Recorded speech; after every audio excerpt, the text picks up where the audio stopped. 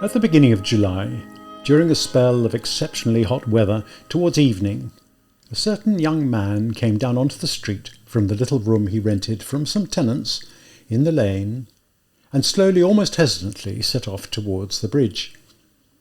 He had succeeded in avoiding an encounter with his landlady on the stairs. His room was situated right under the roof of a tall 5-storey tenement and sooner resembled a closet than a place of habitation. His landlady, from whom he rented this room with dinner and a maid, lived on the floor below, in a separate apartment, and each time he wanted to go down to the street he had to pass his landlady's kitchen, the door of which was nearly always wide open to the stairs. And each time as he passed it, the young man had a morbid sensation of fear, of which he was ashamed, which caused him to frown. He was heavily in debt to his landlady, and was afraid of running into her. Not that he was particularly timid or cowed, quite the opposite indeed, but for some time now he had been in a tense, irritable state of mind that verged upon hypochondria. So absorbed in himself had he grown, so isolated from everyone else, that he was actually afraid of meeting anyone at all, not simply his landlady. He had been crushed by poverty. But even in his reduced circumstances, had of late ceased to be a burden to him. His vital interests no longer concerned him. He did not even wish to think about them.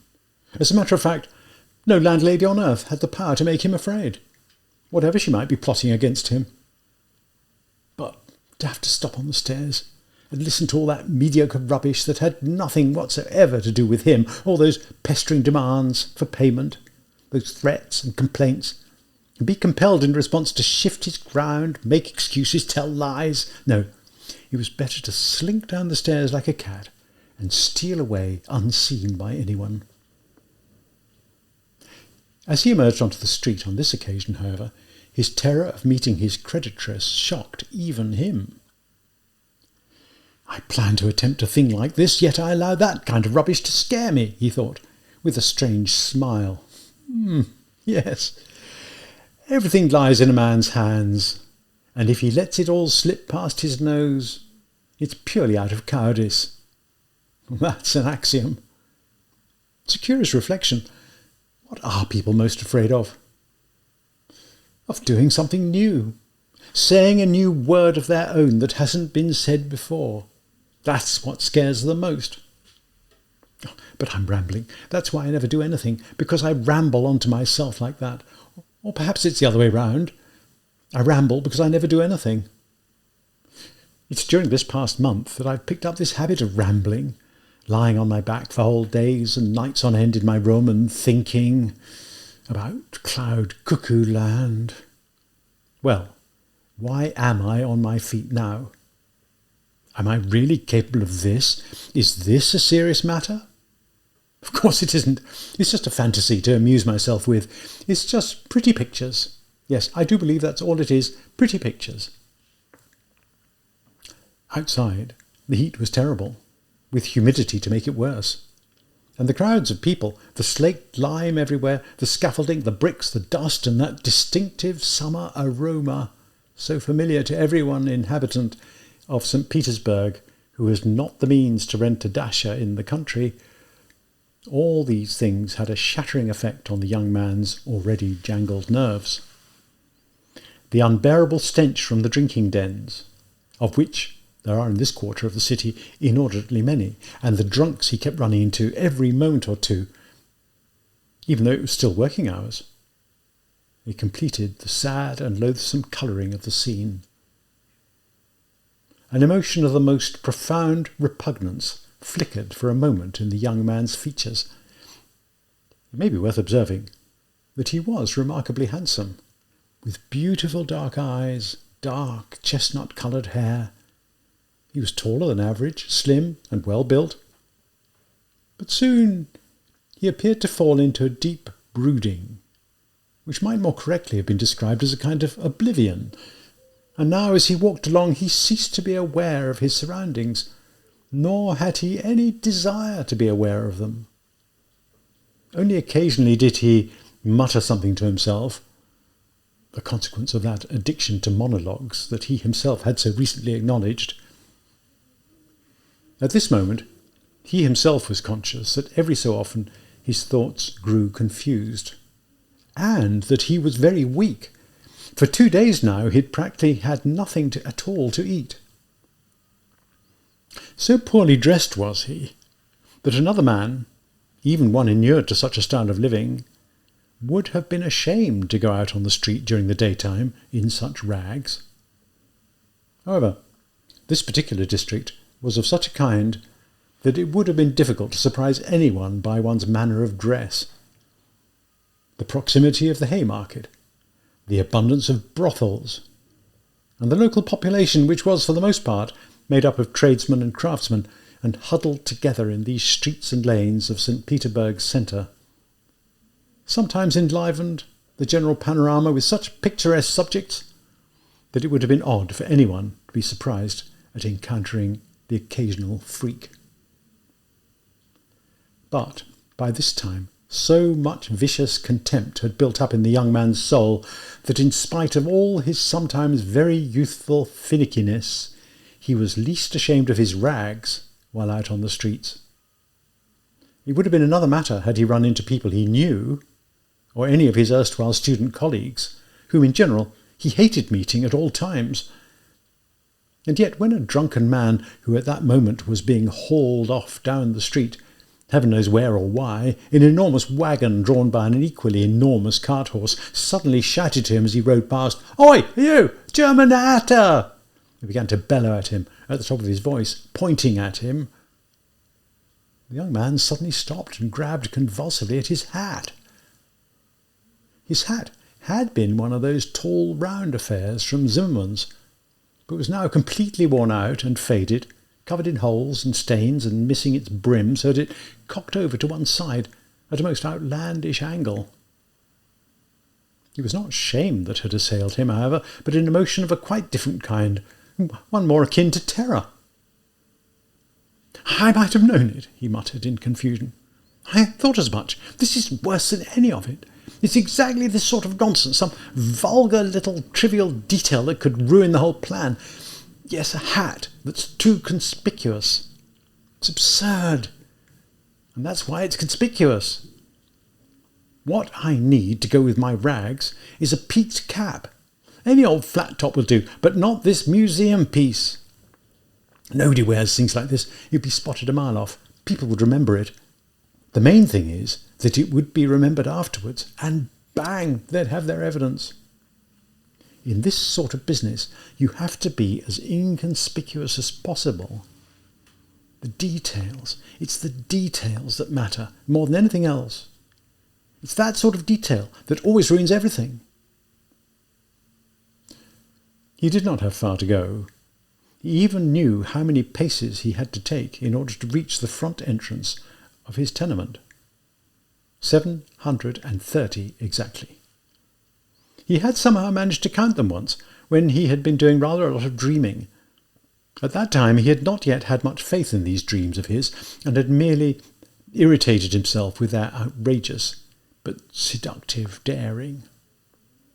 Now, a month later, he was beginning to see them differently, and in spite of all his teasing monologues about his own impotence and lack of decision, had even come to view his outrageous dream as a practical undertaking, though he still did not really believe he was capable of carrying it through. What he was actually doing now was going to perform a rehearsal of his undertaking, and with every step his excitement mounted higher and higher. His heart standing still, a nervous tremor running through him, he approached an enormous tenement building that overlooked the canal on one side and the street on the other. This building consisted entirely of tiny apartments and was inhabited by all kinds of jobbers and people trying to make a living: tailors, locksmiths, cooks, Germans of various descriptions, prostitutes, petty clerks, and the like. People kept darting in and out of both entrances and through both courtyards. Here, 3 or 4 yard keepers were usually on duty.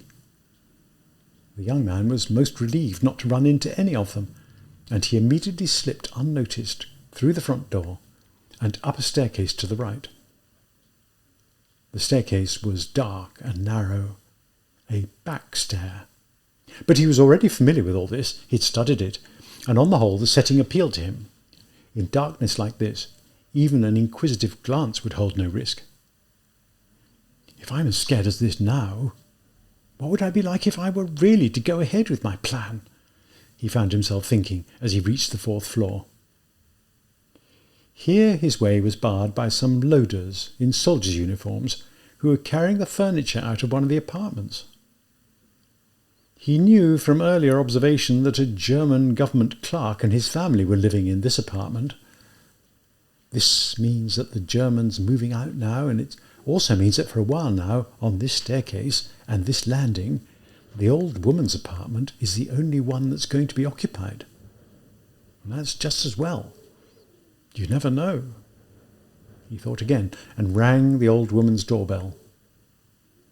The bell clanked faintly as though it were made of tin rather than brass. The doorbells of the small apartments in buildings such as this nearly always made that kind of noise.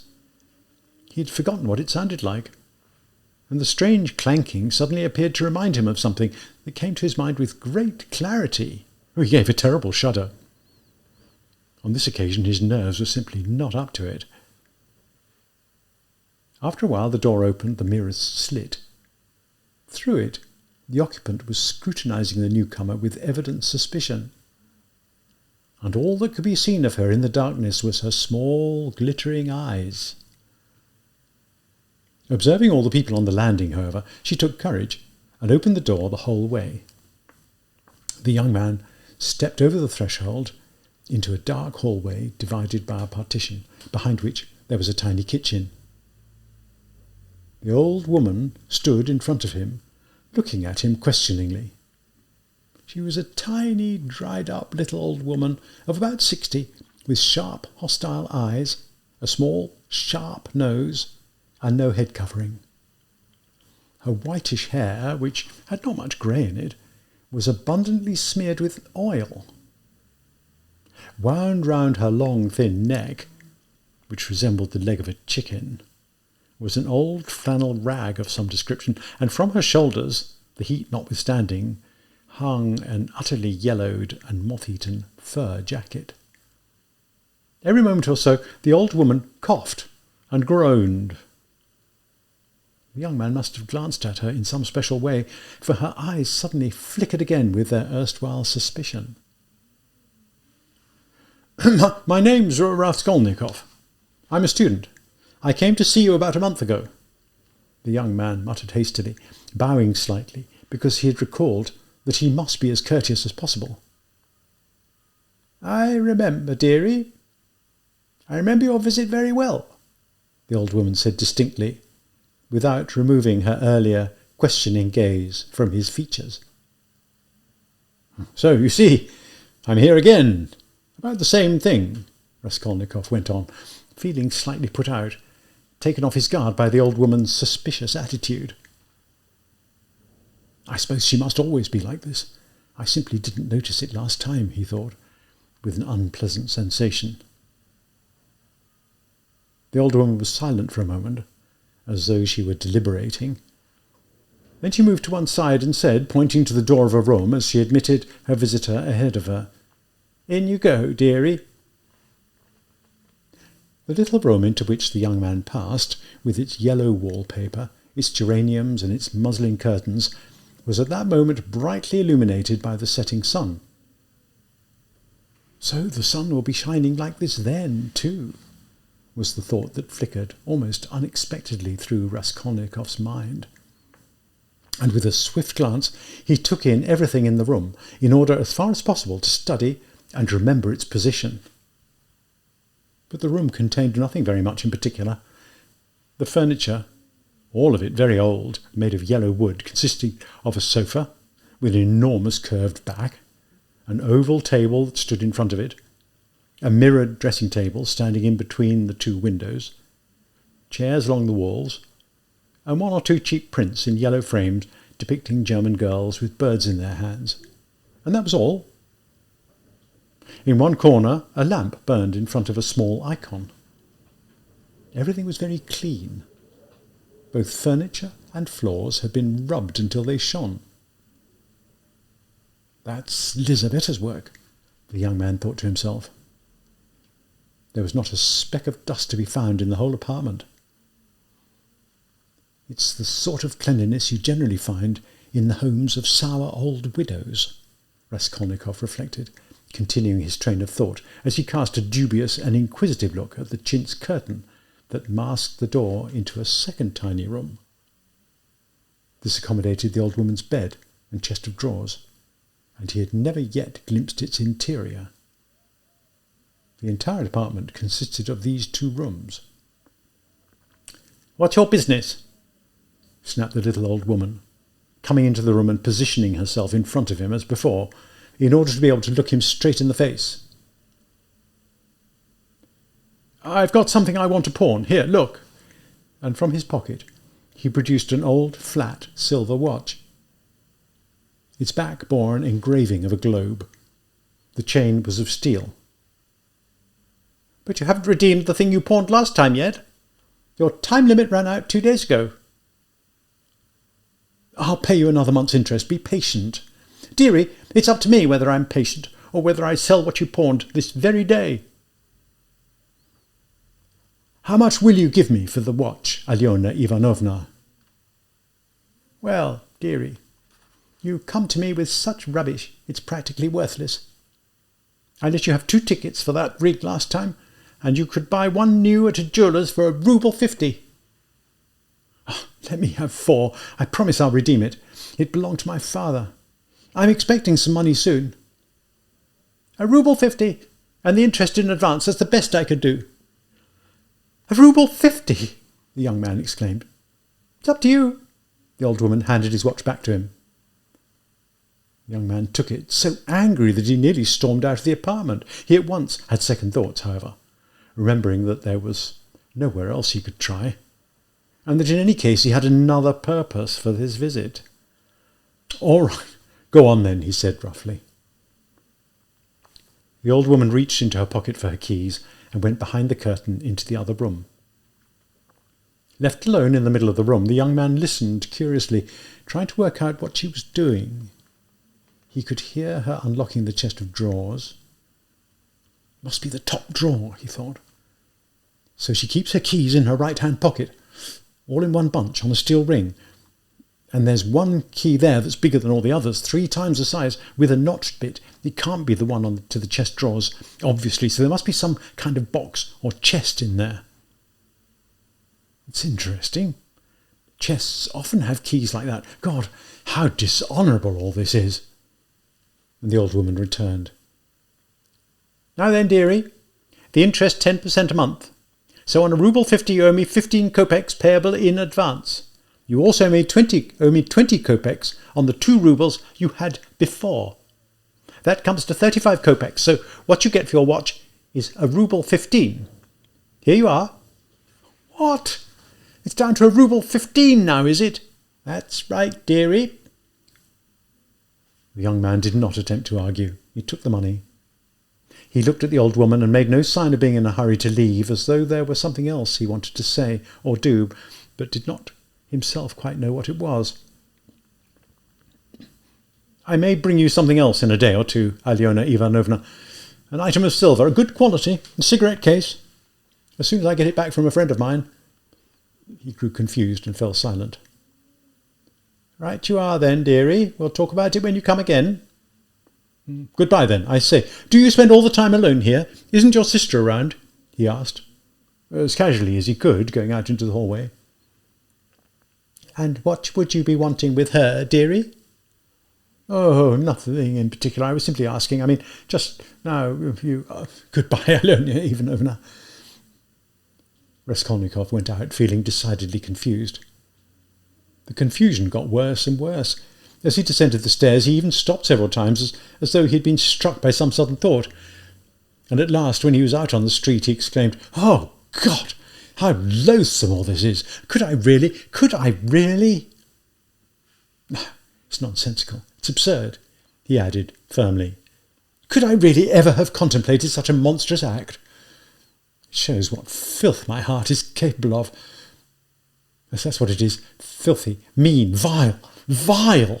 And for a whole month I've been... But he could find neither words nor exclamations with which to give voice to his disturbed state of mind. The sense of infinite loathing that had begun to crush and sicken his heart, even while he had only been on his way to the old woman, had now attained such dimensions and become so vividly conscious that he was quite simply overwhelmed by his depression. He moved along the pavement like a drunkard, not noticing the passers-by, knocking into them, and only recovered himself when he reached the next street. Looking round, he observed that he was standing beside a drinking den, the entrance to which lay down from the pavement at the foot of some steps in the basement. Just at that moment, two drunks emerged from the doorway and began to clamber their way up to street level, supporting each other, cursing. Without so much as a thought, Raskolnikov went down the steps. Never before had he been a visitor to the drinking dens, but now his head was spinning, and what was more, he was parched by a burning thirst. He wanted some cold beer, all the more so since he attributed his sudden state of debility to the fact that he had nothing in his stomach. In a dark and dirty corner he found himself a seat at a sticky little table, asked for some beer, drank his first glass of it with avid greed. The relief he experienced was total and immediate, and his thoughts brightened up. This is all a lot of nonsense, he said to himself with hope. There was no need for me to get in such a flap. It was just physical exhaustion. One glass of beer, a sukkar, and in a single moment the mind gains strength. One's thoughts grow lucid, one's intentions firm. Pah! What trivial rubbish all of this is! But this contemptuous spit notwithstanding, he already looked cheerful, as if he had suddenly freed himself from some terrible burden, and cast his eyes around at the other people there in a friendly manner. But even as he did so, he had a distant sense that all his optimism was also morbid. At that time, there were only a few people left in the drinking den. The two drunk men he had encountered on the steps had been followed out almost immediately by a whole crowd of about 5, with one tart and a concertina. After their departure, the place seemed quiet and empty. There remained one fellow, a tradesman by the look of him, who was intoxicated, but only slightly, sitting with his beer and his companion, an enormous, fat, grey-bearded man in a Siberian kaftan, thoroughly intoxicated, who had fallen asleep on a bench, and who every so often suddenly, as though in his sleep, snapping his fingers and throwing his arms apart, would begin to make up the upper part of his body jerk up and down, and without getting up from the bench, croon some nonsense or other, making an effort to remember the words, which sounded something like, "One whole year his wife he stroked. One whole year his wife he stroked." Or having woken up again, "Down the civil servants' road, where he found his girl of old." But no one shared his happiness. Indeed, his silent companion viewed all these sudden explosions with hostility and suspicion. There was yet another man in the den who, by his outward appearance, could have been taken for a retired civil servant. He was sitting apart from the other men in front of his jug of vodka, from time to time taking a sip from his glass and looking around him. He also appeared to be in a state of some agitation.